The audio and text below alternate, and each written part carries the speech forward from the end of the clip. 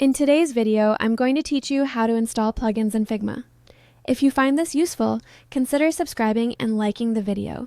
Begin by opening Figma in your browser or desktop app and signing in to your account. If you use a Google account, click on Login and choose Continue with Google to streamline the process.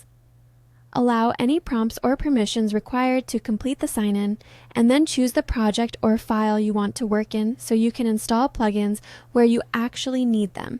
Once you're inside the project, look at the bottom tools bar for the action icon.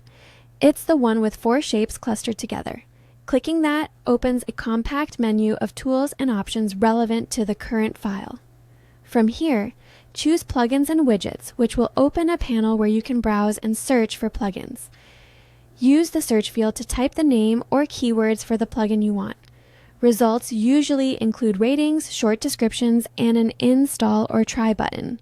Read the description and reviews if you're unsure about a plugin's purpose or reliability, and keep an eye on when it was last updated to avoid abandoned tools. If you prefer a different path, you can also click the Figma logo in the top left corner of the application. That opens the main menu where plugins are listed among other options. Select Manage Plugins to open the broader Plugins interface. This area often provides access to an extended plugin library and may show the plugins already installed across your team or account. Within the Manage Plugins view, use the search menu again to find what you need. Searching here can reveal both community-created plugins and official tools.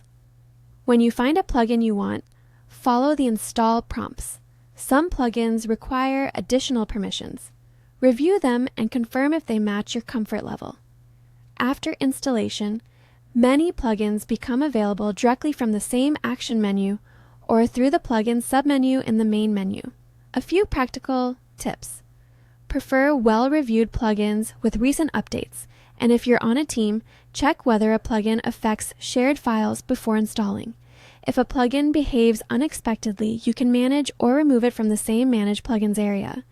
Finally, once installed, experiment with a plugin on a copy of your file until you're confident how it works.